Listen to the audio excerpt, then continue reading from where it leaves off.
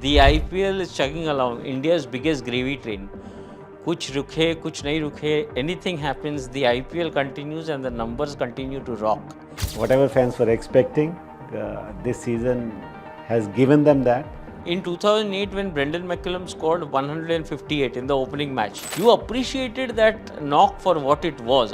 But look how things have changed over the last 15-18 years. These fan segments and the fan wars have now become very touchy. Now, if a Brendan McCullum were to score for KKR, a Mumbai Indians fan or a Chennai Super Kings fan wouldn't really be so happy about it, even though it would have been probably the greatest knocks. Is that where the IPL has really changed? I would like to compliment our franchisees for the kind of fan base that they have maintained and all the rock stars that we've created over last 18 editions.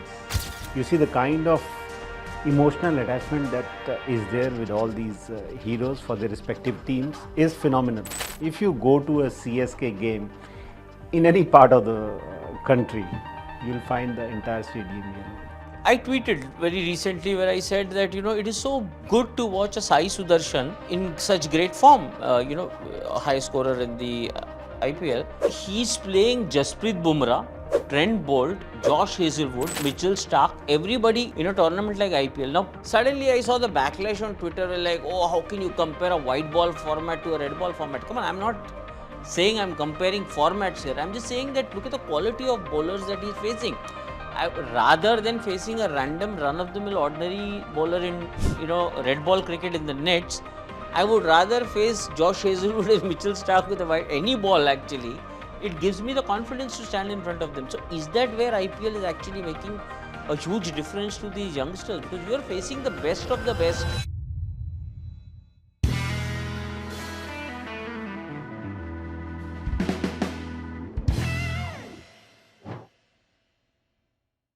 Welcome to another episode of Bombay Sport Exchange. My name is K Shriniwas Rao, and our guest this week is the chairman of the IPL Governing Council, Mr. Arun Dhumal. Thank you, Mr. Dhumal. Thank you for making the time out. It's been a pleasure being here and thank you for inviting me. The IPL is chugging along, India's biggest gravy train. कुछ रुके, कुछ नहीं रुके, anything happens, the IPL continues and the numbers continue to rock. I was just looking at this season's, the 2025 season numbers, and aggregated viewing of around 450 million. Those numbers are phenomenal. Amazing. Given the break that we have had in between, we were almost close to the last year's numbers, and the new numbers would be coming now, but I'm sure that would have surpassed by a big margin.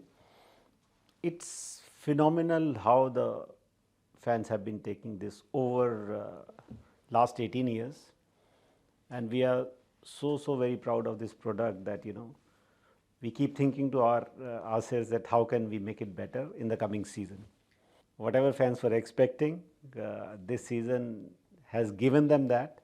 In the initial years when the IPL started, and I'm talking about 2008, 9, 10, it was like, again, I mean, people couldn't really understand the depth of that product in terms of where it could lead in the coming years. So, for example, everybody supported everybody. Everybody only wanted to watch good cricket. Like in 2008, when Brendan McCullum scored 158 in the opening match against Knight Riders, didn't matter whether you were an RCB fan or a KKR fan or a Mumbai Indians fan. You appreciated that knock for what it was, and I still believe one of the greatest innings ever played in T20 cricket. But look how things have changed over the last 15-18 years. Is that these fan segments and the fan wars have now become very touchy. Now, if a Brendan McCullum were to score for KKR, a Mumbai Indians fan or a Chennai Super Kings fan wouldn't really be so happy about it, even though it would have been probably the greatest knocks, right? Is that where the IPL has really changed, where the fan wars have actually taken over? It's great. It's great for the product. Definitely, that is how it was conceived, and I would like to compliment our franchisees for the kind of fan base that they have maintained and all the rock stars that we've created over last 18 editions. You see the kind of emotional attachment that is there with all these heroes for their respective teams is phenomenal. If you go to a CSK game in any part of the country, you'll find the entire stadium yellow. Same goes for RCB. Even for a bilateral game, you will have this RCB fan shouting RCB, RCB, RCB. So that is phenomenal, and I would like to give all the credit to them as well for what they've done over the years. CSK, at least I understand. They have won the title so many times. RCB has a bigger following despite not winning anything. It's like a case study. That's phenomenal. That's what I I'm can't telling you. think of a single club anywhere in the world which has not won anything and yet retains top. I think you have to give most of this credit to Virat also, because he's stuck with that franchise for last 18 years, and what he's done, be it for the country, be it for that franchise, he's been orange cap holder for so many years. Despite coming at number 4, can you imagine a guy? Virat was never considered a T20 player initially to begin with, but the way he has changed his games, and you've seen it in the last T20 World Cup, how he transformed his game, and when it mattered the most in the final, he did that. So I think more so it has to do with Virat also, but RCB, the management, the administration, the way they have engaged with their fans is phenomenal. Last to last year, I was in Abu Dhabi for the opening leg of the NBA. So obviously, I got to meet fans, basketball fans from different parts of the world. Guys who really wouldn't have otherwise had an idea of Indian cricket if I would have spoken to them maybe 8 years ago, 10 years ago. And we generally got talking, and I kind of was in the middle of a conversation regarding the IPL, and they seemed to understand and recognize what or who Virat Kohli is. And I remember one guy summing it up very beautifully, where he said that Virat Kohli and the popularity that he brings to the table makes an Indian fan globally feel proud about where Indian sport has come. Nobody has touched that benchmark, and it is only a hope from here on that India continues to produce more Virat Kohlis. Is that even possible? What exactly do you think? And because I'm sure BCCI ka one of the top things on BCCI's mind and IPL's mind is how do we unearth more such products? See, Virat carries the same kind of commitment and aggression in the 18th edition, what he would have done in the first season in his debut game. That's his hallmark. So if you carry that kind of commitment, and that is the hallmark of any great sportsman. So I think that is why he's different from anybody else, and I would like to give him the credit for what he's done in terms of transforming the fitness level of Team India. The kind of fitness level that we've seen, World cricket actually. world cricket for that matter. When other greats retired from cricket, they didn't have all the 3 formats to play. So with the kind of commitment that he's shown to Test cricket, ODI, T20 and IPL for that matter, playing for last 18 seasons for the same franchisee, every game, giving his 100% is what has been, regarded as a hallmark for him, and that is what has engaged him with his fans. The good thing about sport is it would want you to rise again after every fall. So Virat has shown that despite maybe not able to get the title, he is given his 100%, and he continues to do so. It's also a great understanding of how India functions. A Punjabi lad born and brought up in Delhi, a hero in a Bangalore franchise, like connecting north and south of this country. It shows, how India functions. Actually. That's the beauty of cricket in India.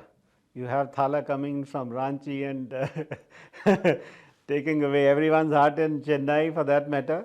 Yeah. So that is what sport is a great, you can't engage India better than cricket. Yeah, of course. And these guys have shown that, and they have contributed, be it Dhoni, Rohit, Virat, what they have done for this sport and this property is phenomenal. We talk about fans. There are 2 kinds of fans in this country, cricket fans. One who think that IPL is a blessing. India में जो है वो IPL ही है, right? And then there are fans who think कि whatever is wrong with Indian cricket is because of IPL, right? And so it's like such a great product that it is there on everybody's mind, whether it unites India or whether it totally polarizes India. And both sides are actually great cricket fans. Neither party is a lesser fan. One is obviously thinking of it from a purist mentality, one is obviously thinking from a modern day cricket mentality. Now, obviously, as the IPL governing council and as the BCCI, you have to cater to both. You have to take care of the purist and you have to take care of the modern day fan. What is this dilemma? Do you all think it's a dilemma? How do you all perceive this? No, it is like that. The same goes for music. Somebody would like classical music and somebody would like pop and rock and jazz. So it's the same for sport, but what IPL has done per se, or T20 cricket has done to cricket, is it has transformed the cricket for better. Even those purists who would want to watch a test game, they would want some result at the end of the day. So after T20 and IPL, there is hardly any test ending in a draw. So you would want to go for a test game, but you would want some result. So now whoever is playing test cricket also, he is playing with a different mindset of winning, not going for a draw. So it has made test cricket more interesting. I remember Sachin hitting first 200 double century, and after that so many have come up. Everybody has lost the count. Rohit only has scored about 3. There are many who have already scored. 250 used to be a great score. In a 60 over ODI also, then 50 over. 300 used to be exceptional. I remember one game where in Australia and South Africa, I believe 337 got chased, and that was a big. Now somebody is hitting 400 runs. Now 286 in a T20 game is phenomenal. But that is what all these fans want. And I think that is the beauty of this IPL or T20 cricket. It has transformed cricket for good. It has made ODIs more interesting. It has made Test cricket more interesting. And going forward, I think we'll cater to both in equal measure. Where the problem lies is, I'll give you an example. Like, I have a 10-year-old son who loves cricket, right? Now, as a parent, obviously because I'm part of the industry, so kind of I understand the ecosystem a little better. But an average parent who has a 10-year-old child or a 12-year-old child who's interested in the game, how does a parent go about explaining the complications of the format to such a young child? Yeah, T20 is this, but Test is this, but ODI is that, but this is how it's changing. Why do you use a white ball here? Why do you use a red ball here? I'm saying that is also the beauty of the game, but that is also a complication involved with the game. For example, if I were to give my same 10-year-old a football, I don't have to tell him anything. 90 minutes you have to score. You have to take the ball and hit it in that goal, right? It's as simple as that. Whereas in cricket, I have to explain, kind of why is a white ball used, what is happening, what is the bouncer rule. So many complications, so many technicalities which make the game interesting, but is it really engaging a youngster? So this is the beauty of this sport. It teaches about life. Life is not about simplicity. It is all about complexity also. So it is not like soccer wherein just need one ball and hit the goal. So just to start an engagement, I think T20 is the best platform because it would start his engagement with that sport. But once you graduate into that sport and you would want to graduate from just from that experiential stage to a purist, then he would want to be engaged with ODI and Test cricket. We've seen the kind of love still is there for Test cricket if you go for a test in Lords or MCG, or when you play a test match in India against say somebody like Australia or England, it's phenomenal. So once you start engaging with the game and that graduation happens, I think they would all understand it and they would start liking it. But how cricket has engaged more so in new territories is all thanks to T20 cricket. I tweeted very recently where I said that it is so good to watch a Sai Sudarshan uh, in such great form, a high scorer in the IPL. Look at his scoring rate, and he has played all the traditional shots with so much of calmness, with the kind of composure that he's maintained. He had the composure of a test player, but he was playing like a T20 player with the kind of scores that he hit, the kind of boundaries that he made, and the kind of scoring rate that he was carrying throughout this tournament. He's been a phenomenal player for that matter. He's playing Jasprit Bumrah, Trent Bolt, Josh Hazelwood, Mitchell Stark, everybody in a tournament like, in a tournament like IPL. Now, when I tweeted, I said, it's so great to have a youngster like Sai in such great form, and it'll augur well for us when we go to England. Suddenly, I saw the backlash on Twitter, like, oh, how can you compare a white ball format to a red ball format? Come on, I'm not saying I'm comparing formats here. I'm just saying that look at the quality of bowlers that he's facing. Rather than facing a random run-of-the-mill ordinary bowler in red ball cricket in the nets, I would rather face Josh Hazelwood and Mitchell Stark with any ball actually. It gives me the confidence to stand in front of them. So is that where IPL is actually making a huge difference to these youngsters? Because you are facing the best of the best, even if you're playing domestic T20 cricket. Definitely, when you have the best of skill set, forget about a new teenager coming and scoring the highest, fastest century. But look at somebody like Karun Nair, who had gone. He had scored a triple century in a test match. Then he was nowhere to be seen for about 5-7 years.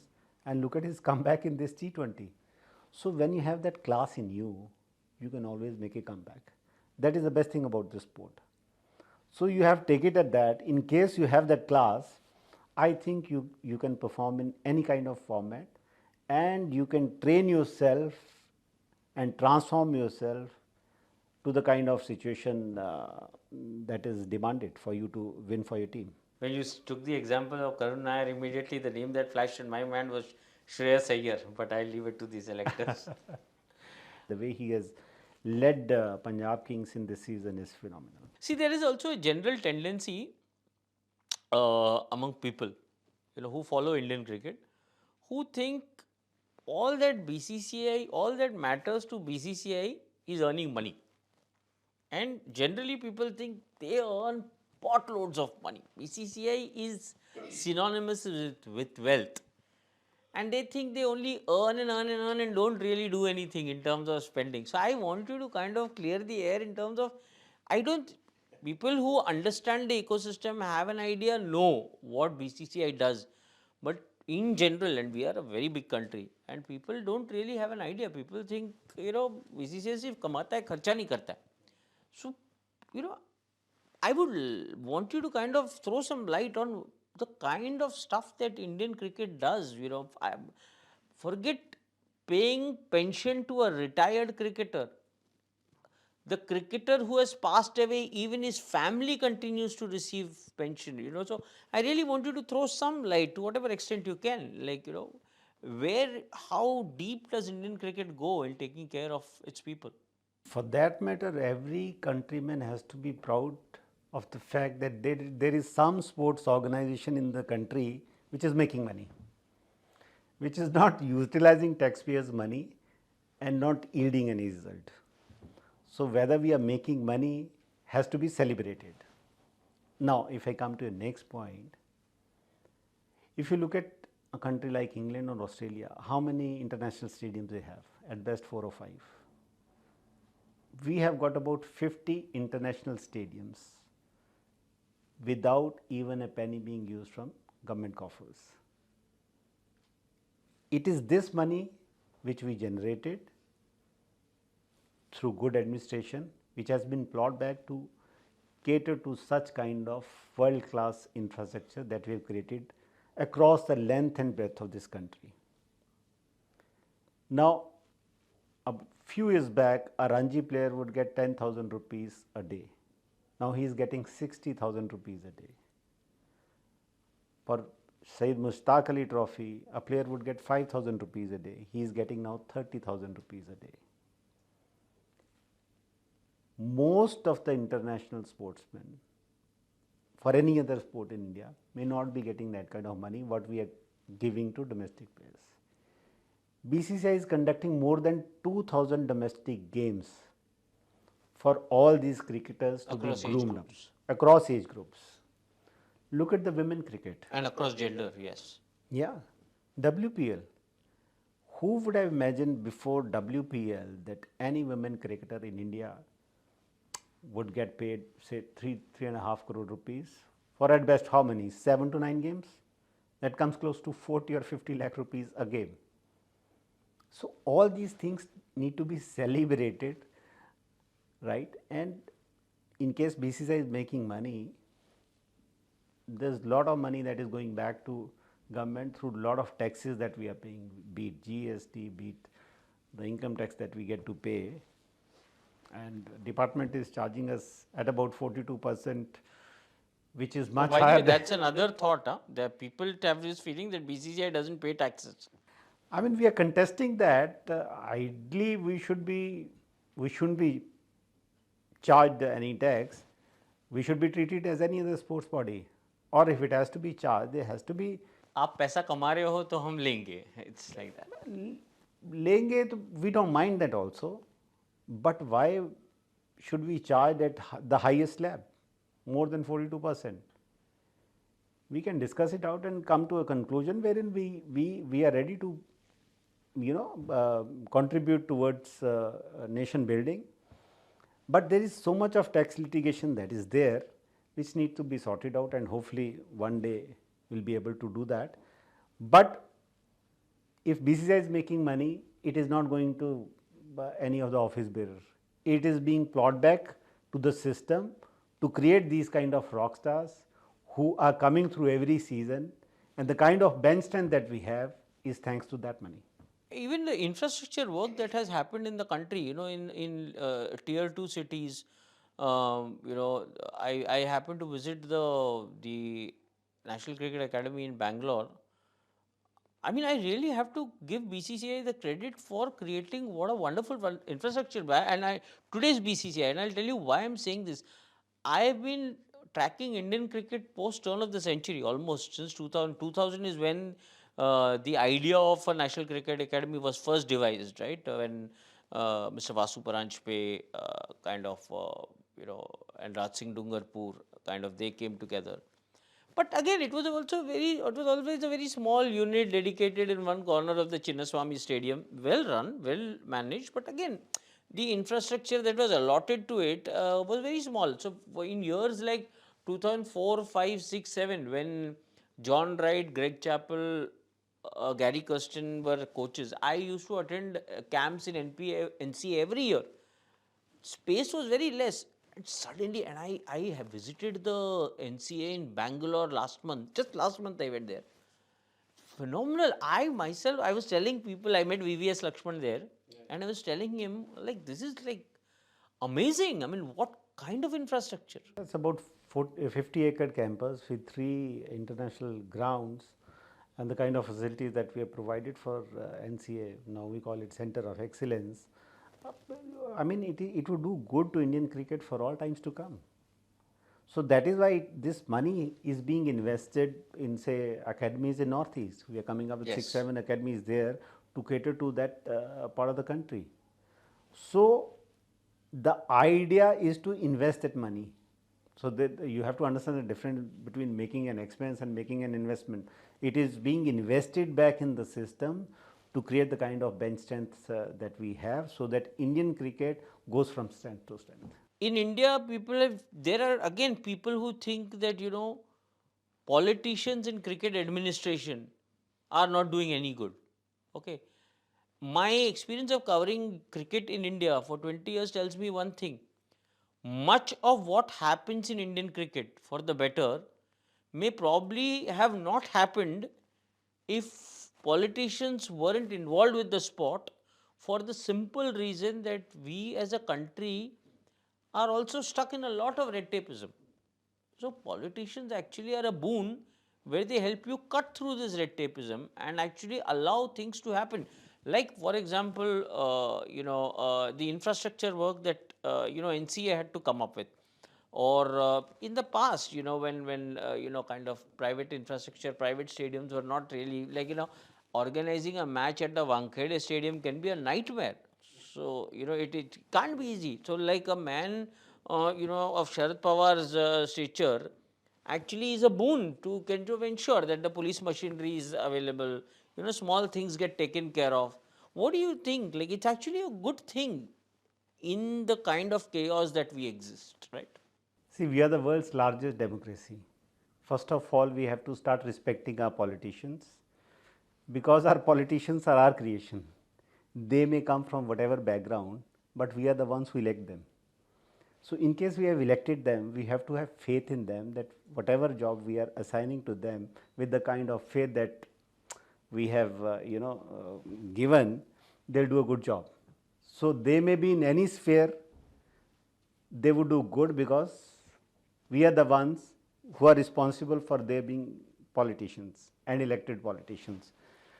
So, that said, if you look at our parliament, you'll find the best artists there, you'll find the best advocates there, best educationists there, best singers there, and best people from all walks of life. So, put together they may be 20%, 30%, 70% of them may not be the ones that you wish, but then you have to introspect yourself because you are the ones who have elected them. So, I don't believe in this targeting politicians. A politician can do an exceptional job provided you back him up and you get the right people elected. All these people who have contributed in BCCI, there are many politicians who have done exceptional jobs. I mean, I'm talking about from 83 onwards, NKP, Salve, Yes. all of them. I mean, Jyotiraditya And Scindia's frankly father. speaking, we've seen few state associations being run by ex-cricketers also for that matter, which are not in the best of health. So, a good administration can be a politician, a good administration can be an ex-cricketer, a good administration can be a person from any walk of life. I personally have never believed, there used to be this line of thought, कि आप, because you've played cricket, you should be a cricket administrator. Globally, I can't think of any sport which has been run efficiently by an ex-athlete because he was an athlete, or he or she. Before somebody would have become a good athlete or a good cricketer or a good soccer player, he would have come through some system which would have had a great administration, not necessarily a person from the same sport. So, administration is altogether a different ball game vis-a-vis being in that sport.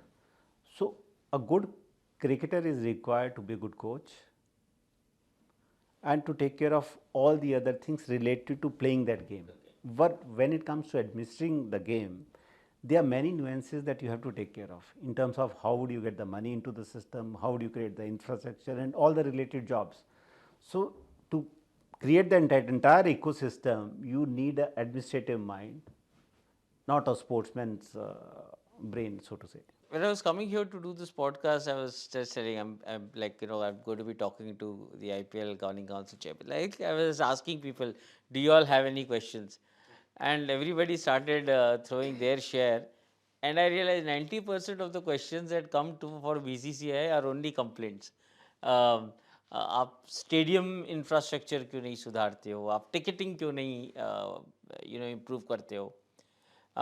And these are regular day-to-day concerns, which to an extent, I was doing a podcast with Professor Ratnakar Shetty of the BCCI. And I told him, I said, give me an idea, Wankhede Stadium, 34,000 capacity, how many tickets actually go on sale? And he said 4,000. 4,500, not more than 5,000 tickets actually go on sale in a 35,000 capacity stadium.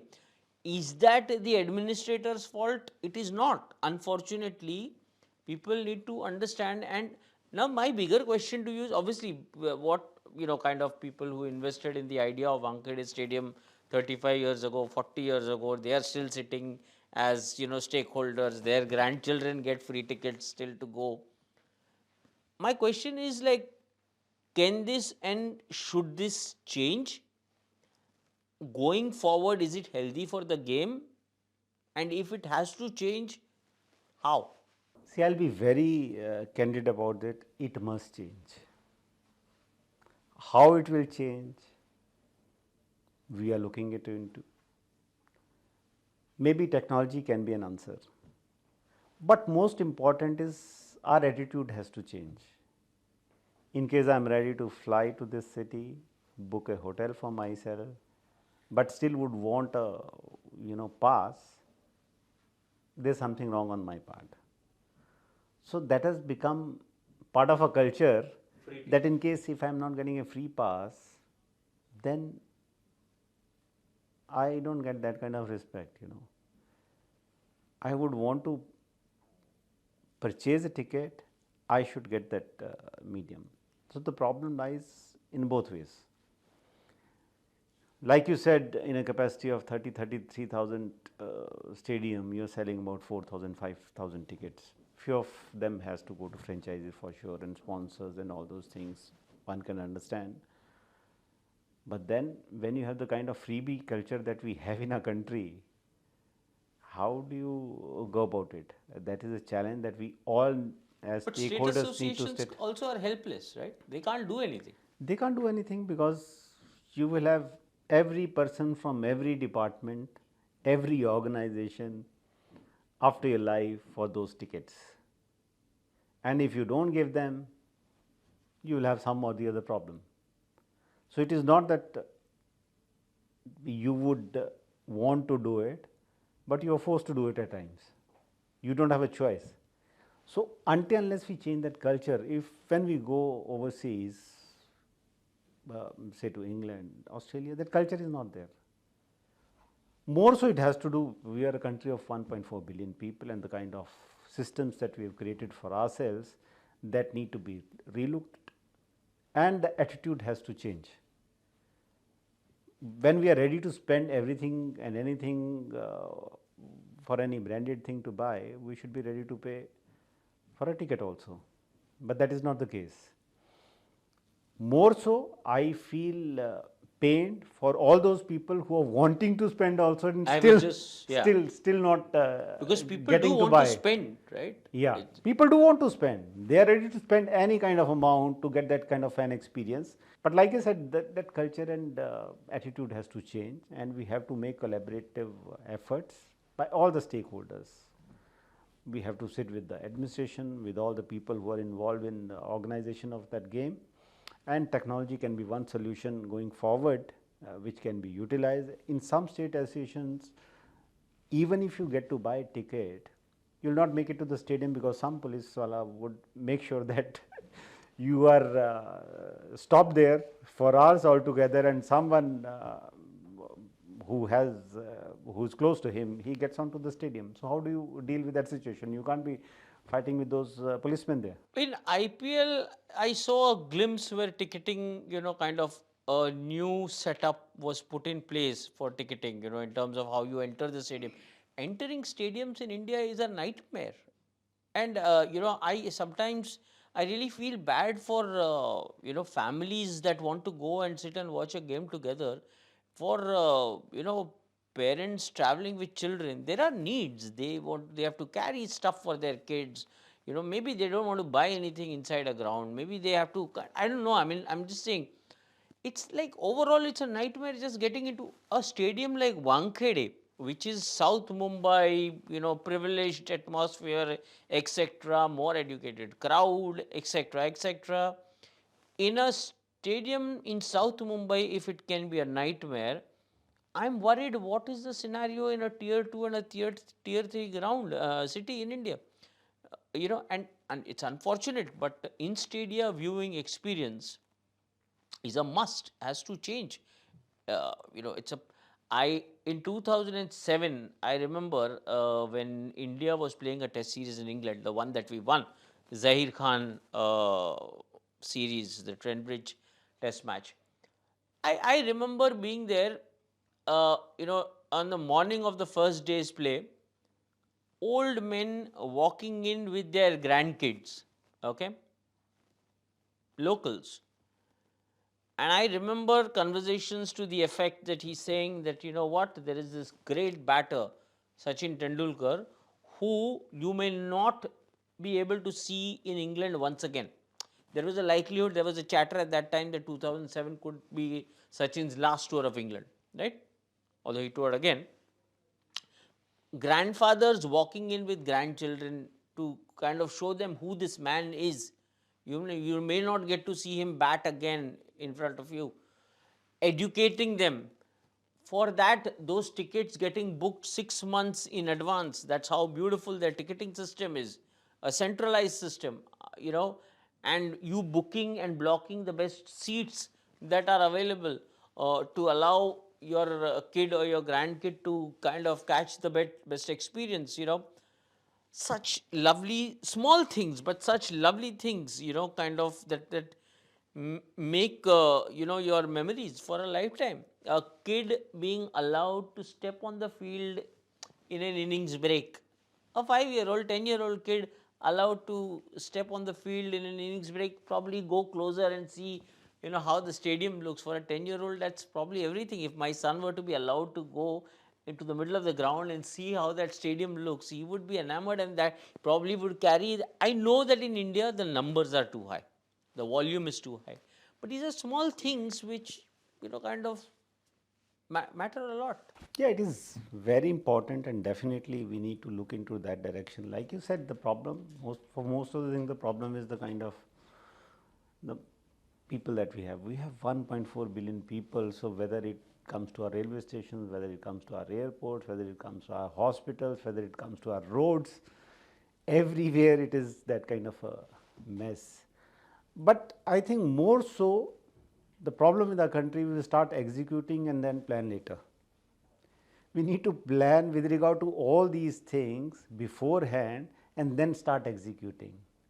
With regard to how many parkings are required, how will the people make it to the stadium, with regard to exit, entry, and all those things, that doesn't happen generally. So now that we are eyeing to bid for Olympics, and wherever we have to host that Olympics, it is high time we start thinking in that direction, so that we plan much in advance with regard to all those things, because it is not that we will be catering to Indian fans, there will be people coming from across the globe. So we need to plan in terms of creating the infrastructure, not only building those world class stadiums, but making sure the kind of experience that they need to have with regard to making it to the stadium and going out of the stadium, and the fan engagement and fan experience there, that need to be catered to. I visited a couple of stadiums last year. I was in US, Sophie Stadium and Dallas Stadium, and the kind of infrastructure that they've built is phenomenal. But then the kind of engagement that they have with the governments there is phenomenal. The cost would be 100 or 200 times of a stadium here, but then they engage the fans and crowd across the year for different events. So it is not a one sport, it is a multi-sport engagement and multi-event engagement. So that will give you the return on the kind of investment that you make. So we need to discuss in that direction and make sure that further whatever infrastructure we create, we take care of all these aspects. Definitely it is a point worth considering, and we must, and whatever best we can do with the given infrastructure. We've taken the initiative in our Himachal Cricket Association, wherein we are converting that into a smart stadium. We put a new Wi-Fi system, new entry exit system. So somewhere we'll have to begin. So like ICC chair Jay Bhai, he had given the interview that we want to work in that direction. So we have spoken to all the state associations that start working in this direction, so that how you can engage your fans better and have a better fan experience. You mentioned US, and it occurred to me that two of the biggest businesses in America are fast food and sport, right? Now, fast food, McDonald's is the most popular burger in the US, is not actually in the business of selling burgers. The business of selling burgers is purely a catalyst. McDonald's, the real business is real estate. because wherever they kind of sell their franchise, they own it, they own the property. Likewise in sport, wherein when you look at NFL infrastructures, or the MLB infrastructure, owning that stadium is part of owning serious amount of real estate. And which kind of brings me to, kind of, when I look at it from an India perspective going forward, it's actually BCCI needs to become an investor going forward, right? I mean, A food for thought for BCCI, but definitely like the Sophie Stadium I am talking to you about, it had costed them about $5.5 billion. So can you imagine that kind of money being spent on a stadium? There will be a lot of hue and cry, but it requires that kind of investment, and it would make justification in the long run in case you plan it well, and the return on investment is also planned. Like I said, when you are planning a stadium now, you cannot plan that stadium just from the perspective of organizing one international game or IPL games. You have to engage the crowds throughout the year. Like I said, we have about 50 international stadiums across length and breadth of this country. In case that has to come by rotation, every state association will get a game after maybe a couple of years, or maybe after 3 years. So it would be very difficult for them to maintain that kind of infrastructure. So until unless we create avenues to make them self-sustainable and create more avenues for them to generate money, it would not sustain. So we are working in that direction definitely, and going forward, I am sure you will see some positive outcomes in that. that will be a wonderful thing. But on the flip side, I also hope that you are like bearing in mind that Test cricket can't be given to any venue, right? I mean, there has to No, be. yeah, definitely, because ultimately you need crowds to come to that stadium, and we are working in that direction to see to it that whatever best stadiums are there in keeping in view the love for Test cricket, we have it there only. IPL that way has been a great kind of boost, because again, I mean, for the amount of engagement and traction that it gives to infrastructure. And I'll come to IPL. I'll start with a very small thing that again, as a viewer, when I go to a ground to watch an IPL match, what are the small things that I think of? Like, I'm watching a game, let's say Mumbai Indians is playing Chennai Super Kings. Maybe I'm in the middle of, let's say, the 12th or the 13th over of an innings. I'm thinking, okay, 7 overs left for the innings to end. How many overs has Jasprit Bumrah left with? Has he completed his spell, or does he have 2 overs remaining? How many overs does Trent Bolt have remaining? Right? In the stadium, and in a stadium like Wankhede, all I have is, like, other than sitting very far away and those manual scoreboards, other than that, I have no jumbotrons. I have no other way of knowing the entire statistical situation of a game at any given point in time. These are day-to-day problems, general problems that a viewer faces. Like, I would want to know. Like, it's not necessary that I know as a viewer that somebody has left the field, somebody has come back to the field. Like a Rohit Sharma maybe needs a quick massage, so he's not on the field. Communication, and by that I mean visual communication inside the stadium, is still nowhere up to the mark. And I think BCCI needs to kind of pay a lot more emphasis to how it communicates with in-stadia viewers. Definitely, that is what I said. We are working in that direction in terms of smart stadium. We are putting in more screens to that effect, and we would want all these statistics to be available for the fans who are there in the stadium, to get them first-hand knowledge of what is happening in the field. So we have already started working in that Just direction, work and in progress. you will see the difference in the coming years for sure. Enough of infrastructure. Let's coming back to IPL. What is, as someone who heads the governing council of the IPL, what's your general view of the product in its current form? How it has traveled over a period of 18 years, and where do you see it today in terms of going forward? I've said it before also, and for the record, I would like to tell you once again, in independent India, this is number one Make in India brand. You can't think of anything bigger that has happened post independence. What IPL has done to Indian cricket or Indian branding per se. No other sport has given the kind of traction, and no other sport has given you the kind of valuation. In just a matter of about 18 edition, it has come to become the number 2 sports league in the world. Yeah, I mean, if we compare it to other leagues in the NFL world, they are has been like there for 80 years. years, 100 years. Yeah. The Thank. EPL itself is now around almost 38 years And old. look at the number of games that you have and the number of months it is played. You just have a property which is played over a period of 2.5 months, and still it has got that kind of valuation. If you see how market has treated this product, from a sponsorship value of about 111 crore, it has gone to some 800 plus crore in a year. From media rights perspective, it was just about 6,000 crore for a 10-year period. It has come to more than 48,000 crore for a 5-year period. Title sponsorships, again 8 to 10 fold rise. In terms of team valuation, it has got 20 times valuation. So it has been a phenomenal journey, and we are making sure that in the times to come, it becomes the number 1 sports league in the world. So we would like to thank all our fans for the kind of love that they have showered into this product. And it is very important for all of us to understand that it is the fan who drive any sport. So we have to look at it.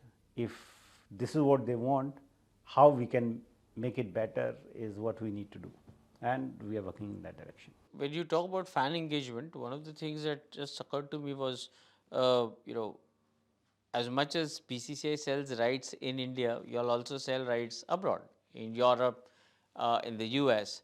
So you all do fan parks in India. You all do fan parks in tier 2 cities in India, which I thought this year I saw slightly better fan parks than in the past. Don't you all think you all also need to take the product global? Like, for example, Times Square in New York, or Leicester Square in London, or the Eiffel Tower in Paris. When you all are selling rights across the world, we are selling rights in Sydney, you are selling rights in Dubai. So the Burj Khalifa in Dubai needs to have some traction around the IPL. The Times Square in New York or the Leicester Square in London. What is the BCCI effort in terms of trying to see how can they make the product go global? No, definitely, we've already discussed that in the governing council, and we are wanting to take it global. And as of now, in the last 18 edition, it is BCI who spent in creating these fan parks. We would want to take it to a commercial level, wherein people come and they start putting this money into these fan parks and take it to uh, across the length and breadth of the world. So like you said, maybe it could be Times Square, it could be Burj Khalifa, it could be some place in Australia, England. So we have already discussed that, and as soon as this IPL is over, starting from the next IPL, hopefully we'll start working in that direction. In 2019, the BCCI members came back into the administration. It was a new bunch of administrators led by obviously Jai Shah. The one good thing that I saw happening in the ensuing years was, and BCCI doesn't take enough credit for it.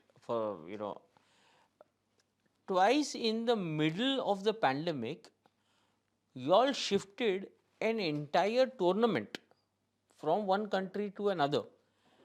I'll just to draw a comparison. In 2020, the first year of the pandemic, NBA in the America had to be halted midway, right? So somewhere once, there was some convenient windows available, the NBA authorities then shifted the remaining part of the tournament to Florida inside Disneyland. Yeah, they vacated the Disneyland and they got it done in a bio bubble. they made such a, the media there in America made such a huge hue and cry about it that it is, oh my God, like NBA has shifted earth and water to kind of get this done. And BCCI actually shifted an entire tournament, not once but twice. In fact, the second time, midway through the tournament, from one country to another. It was a logistical nightmare. Any other board, I'm sure, would have held press conferences and talked about हमने ये किया, हमने वो किया. BCCI तो पूछे तो भी नहीं बोलता है कि हमने क्या किया. No, I remember when Mr. Jay Shah took over as secretary of BCCI, the kind of apprehensions that were made. But now you have seen it yourself with the kind of leadership that he's given. I mean, in terms of the challenges that we have had during COVID in 2020 itself and then 21 itself, in the middle of season you had to take away the tournament to Dubai. Not only both the tournaments were completed successfully, but all the bilateral commitments by BCCI to all the member boards were lived up to. That shows his commitment to all his member boards, and that is why you have seen him becoming the youngest ICC chair, because he has shown the resilience and the perseverance to fulfill his commitments in terms of completing the IPL, in terms of meeting all the bilateral requirements. Even in fact, we went overboard and went to few countries who were wanting BCCI to come so that they could survive at that point in time.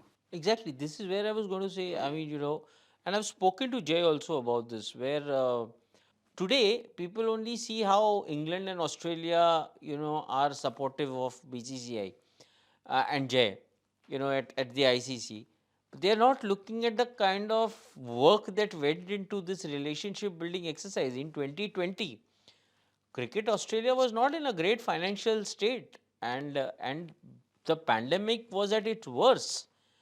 BCCI could have easily said that India cannot travel at this point because it wasn't convenient for Indian cricketers to go stay inside locked rooms.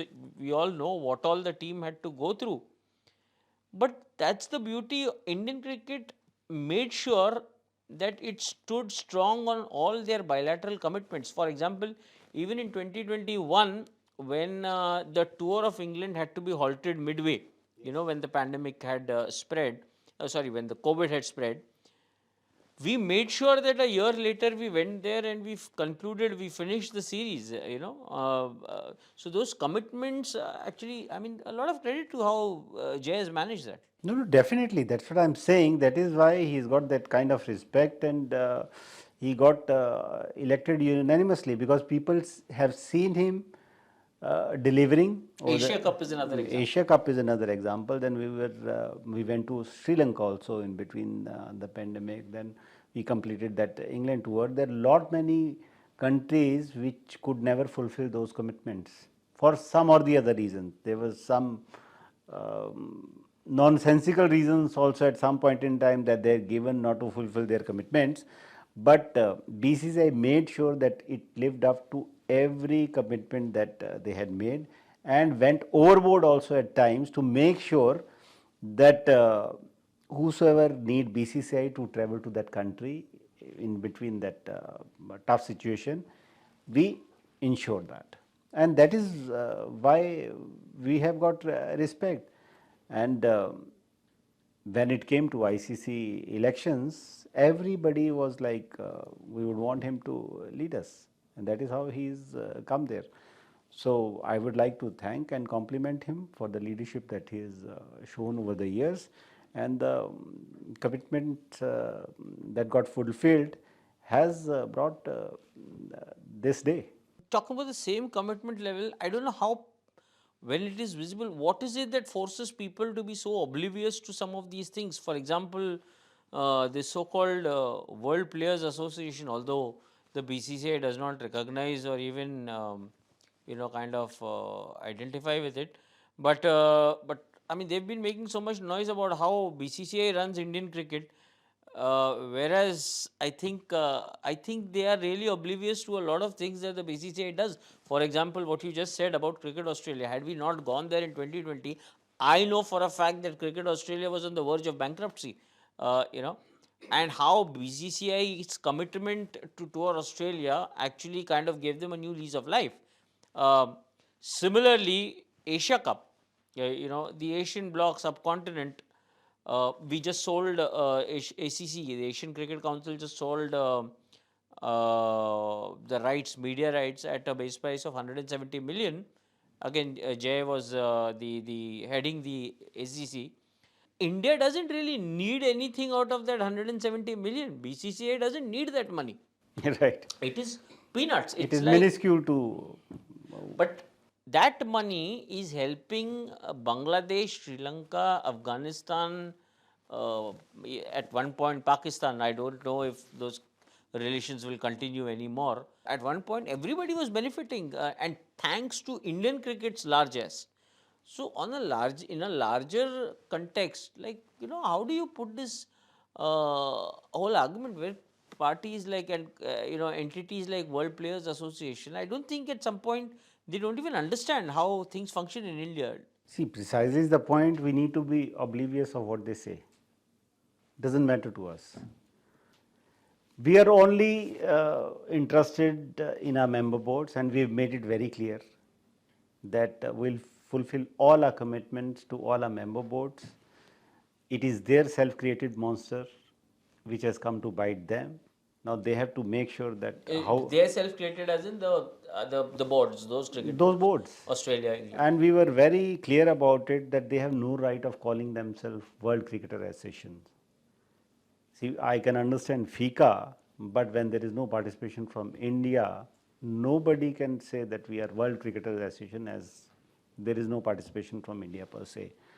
Now, with regard to what they say, doesn't matter. But like you said, definitely they need to be checked into, because they have they are trying to enter into commercial space, which is not their domain. So we've made it very clear to all the respective member boards that you need to deal with them and find a solution as to what they are saying and what they are getting into. That is none of their business, and we would be dealing henceforth with them only. And we were very categorical in ICC meeting also that ICC should be dealing only with member boards. These kind of unconstitutional bodies should have no space in ICC affairs. Interesting. I really hope people understand. My only thing is, even as somebody who's tracked the Indian cricket administration for a long time, I just feel that there are people who really don't understand the complications of a country like India, and they tend to make comments of which they don't really have a full grasp. I'm sure there can be podcasts going forward where we'll address it. Coming back to Indian cricket, I want to again end this lovely conversation with some of the brilliant things that happened lately, appointing Shubman Gill as the Test captain of India. Now, that's a brave move that Indian cricket has taken, and I know Shubman. I really like that boy, and I really hope he makes the most of this opportunity with uh, as much as possible. Do you think it's also good in the larger sense that you know, if the day Virat Kohli's and the Rohit Sharmas of the world totally disappear, the BCCI needs to think seriously about building a new star uh, circuit, right? I mean, you all do need those big ticket names that can pull crowds to the grounds. I mean, today a Chinnaswamy Stadium in Bangalore can fill up just as the name of Virat Kohli kind of being there. I mean, same has to happen in a Gujarat and elsewhere, right? No, no, for sure, it's a bold move, and I would like to convey my best wishes to Shubman Gill for a successful Test career going forward. But what we have seen over the last 3-4 years, that we have had many captains. Okay. That at the first place shouldn't have happened, but so be it.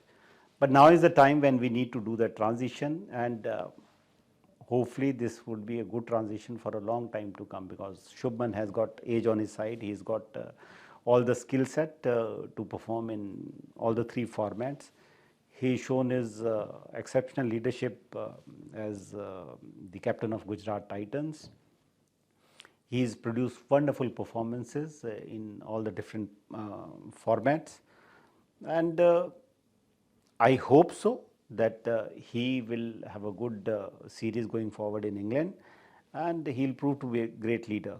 He has shown exceptional talent. And coming to your next point with regard to Virat and Rohit, whether they'll be able to replace them, when they could replace the likes of Dravid, Sachin, Lakshman, Saurav, I'm sure they will fill up the boots, and going forward, they will only rise higher. We've seen what Shreyas did for Punjab Kings this season, and we've seen the young talents like Vaibhav Suryavanshi, in his Sai Sudarshan. Sai Sudarshan, Digvesh, Priyansh Arya, That which boy, are in fact, coming. caught my fancy. I really have begun to admire that kid, Prab Simran Singh. Prab His Simran, father was admitted in the hospital. Ashwini Kumar, Ayush Matre. The list is endless. So I'm sure a few of them would rise and come out to be rock stars in the times to come. On that note, thank you so much for giving us the time. Thank you. Thank you, sir. It's been a pleasure.